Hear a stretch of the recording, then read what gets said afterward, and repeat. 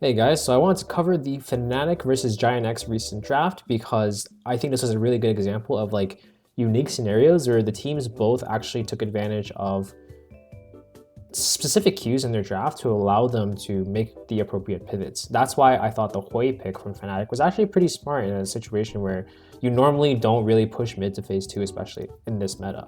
So this is probably kicked off by the fact that this meta, even though we're still in 14.1, is slightly changing. There's been increasing priorities in things like the Senna, so that's why you see the Seraphine ban here.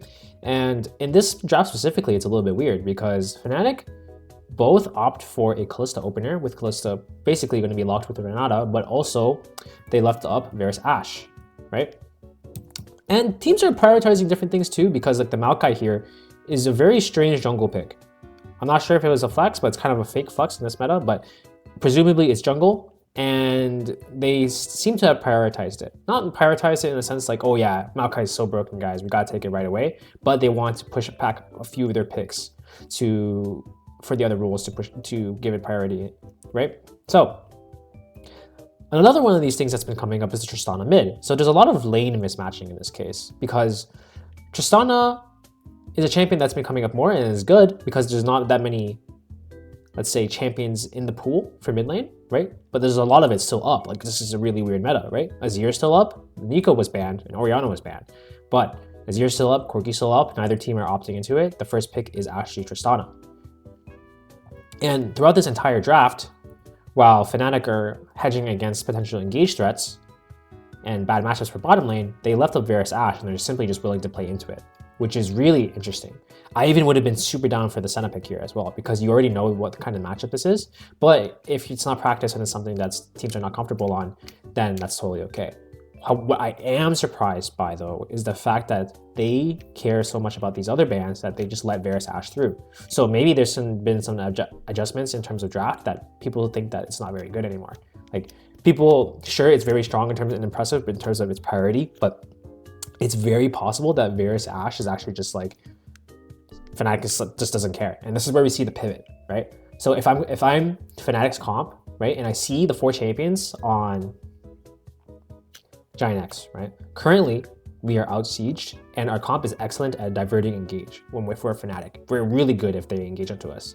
But Giant X have already caught onto that because they're like, well, I kind of see what you're going for here, so they're going to actually pull back and play more for a range comp, right? They got triple AD carry, and that's going to be a lot of siege. Like they're never going to go in, so the Renata's a little bit homeless, right?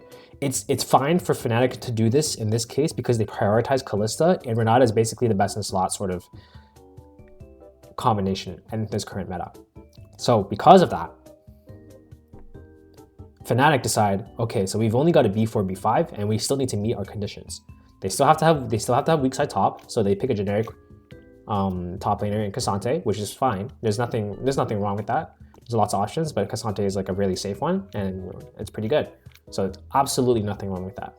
In addition, this is when they swing for the Hwei, and this is kind of a comp defining thing, because with only one pick remaining with Giant X, and it's only top lane, presumably, right? Surely it's not Maokai top, right? And they know that, okay, so our only condition for us losing this game right now is that they outrange us because they're not engaging on us. So let's match that. So that's why B5 Hwei is actually really smart because it addresses this and actually could be enough poke and range to force Giant X to play their comp weirdly. You know, like you have one of those situations where, let's say you have an engaged comp, but you know engaging is not the way to win, like you're gonna lose. So you're forced to play your comp like differently. That's one of these situations here, right? Because now that they have Hwei, Fnatic can actually match the poke condition of Giant X, arguably exceed it because Hwei actually has a lot of artillery. And therefore, with a fake amount of flexibility on top lane, like all the potentially good picks into Cassante here, they're not going to be able to meet the conditions that can truly counter this. So this is a really smart, excellent use of the Hwei slotted in B5, right? Constantly dialing up and down and understanding what options the enemy team has left and what your team needs to address is something that's pretty cool, and a lot of teams don't really realize in this case, right? The reason I say this, that there's not much flexibility in R5, is because there's only so many good Cassante matchups that would also fulfill the needs of Giant X's comp, right? So let's say the best thing they could do here to really force like their reinforce their poke condition is like what they would play like Jace into Cassante or something like that. Like that wouldn't be a good matchup. And then also, although it would be able to match poke, then you know there's so much risk at this comp, and they already have a resource demanding lane in the Varus Ashe, so they're incentivized to get a frontline top laner and has a good top lane matchup and can help create space for this team. So like traditionally good matchups, like they could have, a lot of the options are actually kind of fake. Like if you go like Aatrox here, it's like all right, you could have, but it wouldn't be anything special, right? They would be getting sieged a bit. Engaged champions are homeless here because they have Renata, and they can't slot more poke because they don't have room. So the best thing they can do is match a frontliner that can potentially outvalue the Cassante. But the issue still stands because they still have to deal with Hwei. So it's like a catch-22 in this case, right? It's like one of those, it's kind of like the Azir Poppy tech where you're like getting spaced out, but you can't really go in to stop it, so you can only outrange it, but then you have to make sure your comp is ready for it. So that's one of these things where every pick has a consequence, and some of their picks ended up costing them a lot of opportunities on the side of Giant X. I would say especially on the side of this Tristana R3, because maybe if they're really ambitious, they could have more conditions to really switch up their mid laners so that they wouldn't have to deal with this problem, right? Tristana, as much as she has decent engage and they have decent pick in this comp, you know, they don't want to do that into Renata. And their poke's relatively limited. You can't go poke Varus into Cassante.